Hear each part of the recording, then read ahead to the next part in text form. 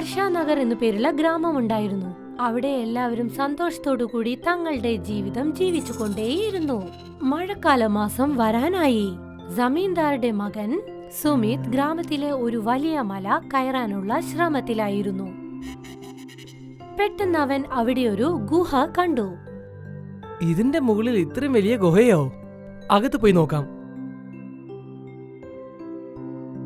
അവൻ പെട്ടെന്ന് അവിടെ തിളങ്ങുന്ന ഒരു വസ്തു നിൽക്കുന്നത് കണ്ടു.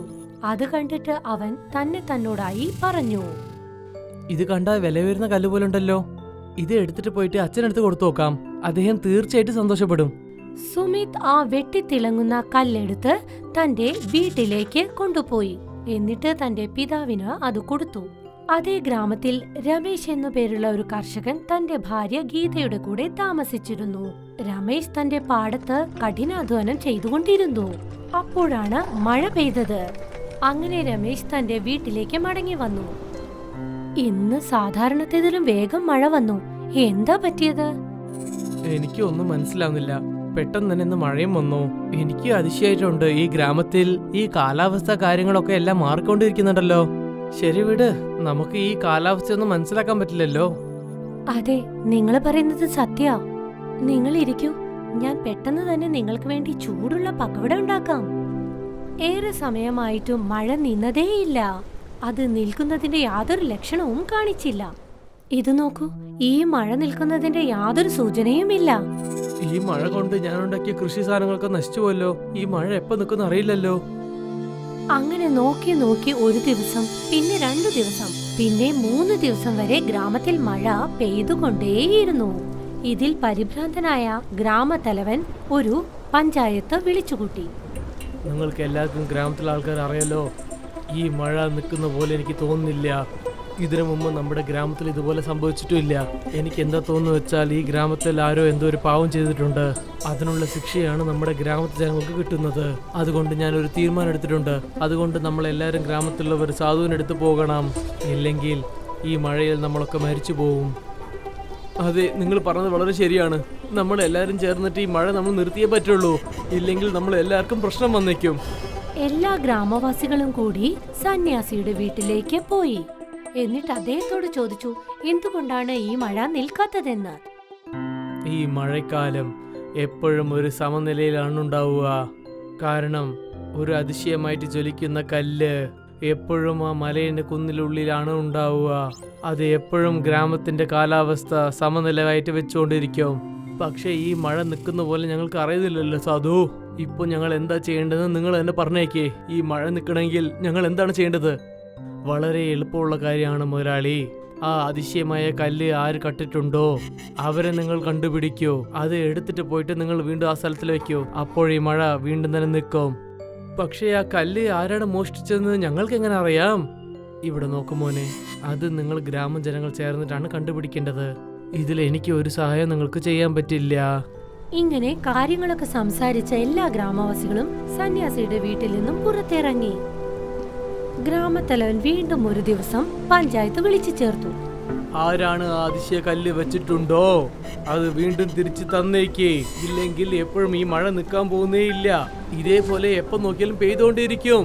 പോകൂ, ഗ്രാമത്തിൽ പോയിട്ട് എല്ലാ ജനങ്ങളടുത്ത് പോയി ചോദിക്കൂ. അവരാരെങ്കിലും ആ കല്ല് മോഷിച്ചിട്ടുണ്ടോ എന്ന് നിങ്ങൾ ചോദിക്കൂ. ഗ്രാമത്തിലെ ജനങ്ങൾ ഓരോരോ വീടുകൾ കയറിയിറങ്ങി ചോദ്യങ്ങൾ ചോദിച്ചു. ആരെങ്കിലും ഈ കല്ല് എടുത്തിട്ടുണ്ടോ എന്ന്. രമേശ് ജമീന്ദാറിന്റെ വീട്ടിലേക്ക് എത്തിച്ചേർന്നു. ജമീന്ദാർ ചേട്ടാ, നമസ്കാരം. ആ നമസ്കാരം. ആ വാ മോനെ വാ. പറയൂ, എന്താണ് ഈ സ്ഥലത്തേക്ക്? ഞാൻ എന്താ കേട്ടെന്ന് വെച്ചാൽ ഗ്രാമജനങ്ങൾ വീട് വീടായിട്ട് എന്തോ സാധനം തപ്പിക്കൊണ്ടിരിക്കുന്നുണ്ടെന്ന്. ആ അതെ ജമീന്ദാരെ, നിങ്ങളെ മുതലാളി വിളിച്ച കൂട്ടത്തിന് വന്നിട്ടേ ഇല്ലല്ലോ. അതാ നിങ്ങളടുത്ത് ഞാൻ പറഞ്ഞിട്ട് പോകാൻ വന്നതാണ്. ആരോ ആ മലയുടെ മുകളിൽ നിന്ന് ആ അതിശയമായ കല്ല് എടുത്തിട്ട് പോയിന്നാ പറയുന്നത്. അതുകൊണ്ടാണ് ഗ്രാമത്തിലുള്ള മഴ നിൽക്കുന്നില്ല എന്ന് പറയുന്നു. ആ കല്ലാണ് ശരിക്കുള്ള കാലാവസ്ഥയെ സമനിലയായിട്ട് വെച്ചിട്ടുള്ളത്. അത് ഭയങ്കരമായിട്ട് വിലയുയരുന്ന കല്ലാണ്. നീ എന്താണ് പറയാൻ വരുന്നത്? ആ കല്ല് എന്താ എന്റെ അച്ഛൻ മോഷ്ടിച്ചെന്നാ പറയുന്നത്? ഇല്ല ഇല്ല സുമിത്, ഞാൻ വെറുതെ പറയാൻ വേണ്ടി വന്നതാണ്. ഞങ്ങൾ എല്ലാവരും വീട്ടിലും പോയിട്ട് ഇതിനെ പറ്റി വിചാരിച്ചുകൊണ്ടിരിക്കുകയാണ്. നിങ്ങൾ അറിയാതെ ഒരു പക്ഷേ നിങ്ങളുടെ വീട്ടിലേക്ക് എടുത്തിട്ട് വന്നിട്ടുണ്ടെങ്കിലോ? ഇല്ല ഇല്ല, ഞങ്ങളടുത്ത് അതേപോലെ കല്ലൊന്നും ഇല്ലായിരുന്നോ. നീ ഇവിടെ നിന്ന് അങ്ങ് പുറപ്പെട്ടേക്ക്. ഇത് കേട്ട് രമേശ് അവിടെ നിന്നും തന്റെ വീട്ടിലേക്ക് എത്തിച്ചേർന്നു. അപ്പോൾ അദ്ദേഹത്തിന്റെ പത്നി ഗീത അദ്ദേഹത്തോട് പറഞ്ഞു, എന്തുപറ്റി?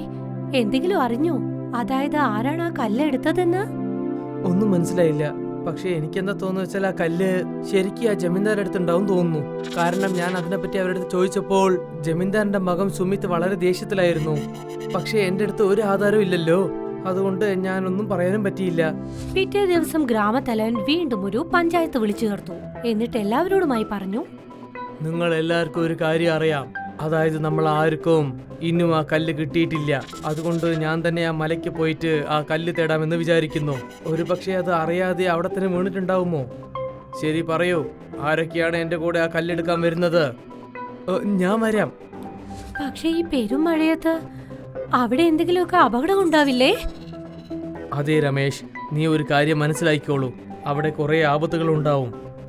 ഞാൻ തീർച്ചയായിട്ടും വരും. ഈ മഴ കൊണ്ടാണ് നമ്മൾ ഉണ്ടാക്കിയ കൃഷി സാധനങ്ങളൊക്കെ നശിച്ചു പോയിരിക്കുന്നത്.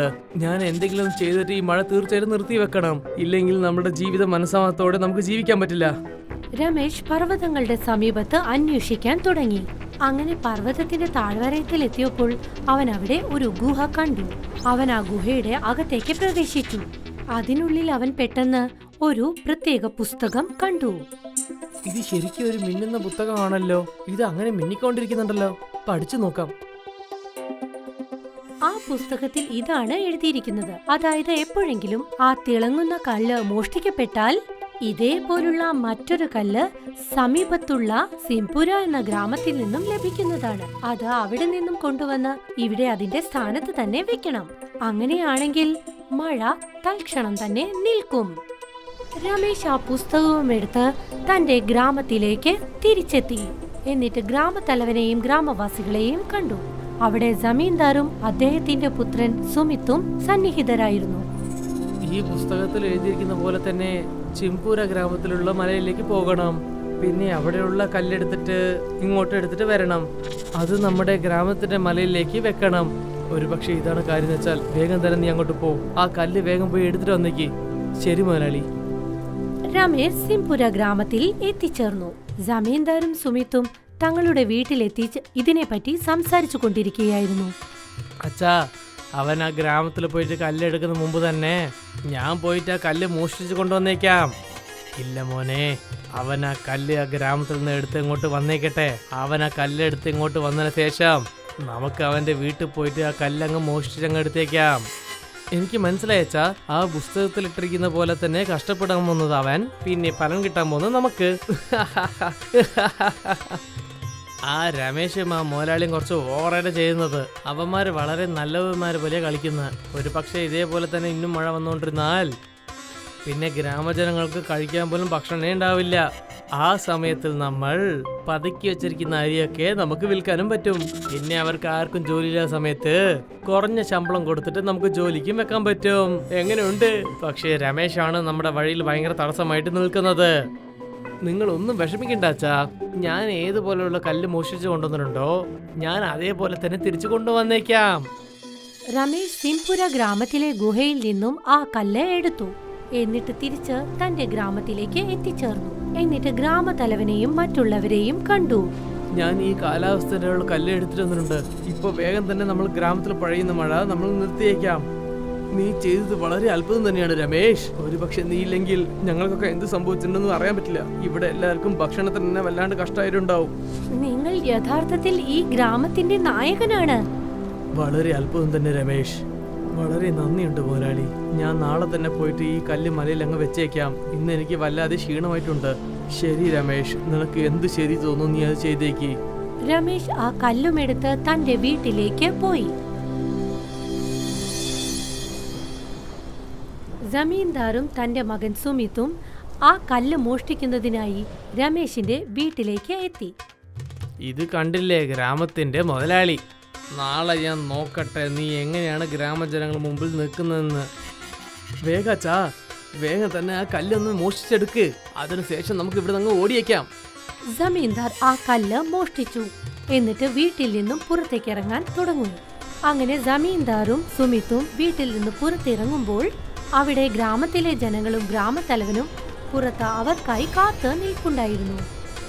വരൂ വരൂ ജമീന്ദാറേ, എന്താണ് നിങ്ങൾ ഈ ഭാഗത്തേക്ക് വന്നിരിക്കുന്നത്? നിങ്ങൾ എന്തോ തേടിയിട്ടുണ്ടെന്ന് തോന്നുന്നുണ്ടല്ലോ. രമേശിന്റെ കയ്യിൽ കാലത്തിന്റെ കല്ല് ഉണ്ടായിരുന്നു. ജമീന്ദാർ ഏട്ടാ, നിങ്ങൾ ഈ അത്ഭുതമായുള്ള കല്ല് എടുക്കാൻ മറന്നിട്ടുണ്ടല്ലോ. ഇപ്പൊ നിങ്ങൾ നിങ്ങളുടെ മോന് ഒരു കല്ല് മോഷ്ടിച്ചില്ലേ? അത് വെറും പോലിയാണ്. ഇതാണ് അസലുള്ള കല്ല്.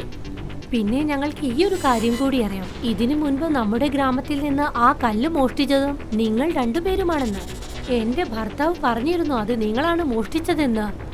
ആ സമയത്ത് നിങ്ങളുടെ വീട്ടിലെ വേലക്കാരി മേഘയെ ഞാൻ കണ്ടിരുന്നു. അപ്പോൾ അവൾ എന്നോട് പറഞ്ഞു നിങ്ങളുടെ വീട്ടിൽ ഒരു കല്ലുണ്ടെന്ന്. മാത്രമല്ല ഇന്ന് രാത്രി നിങ്ങൾ അച്ഛനും മകനും എങ്ങോട്ടോ പോകാൻ തയ്യാറെടുക്കുകയാണെന്ന്.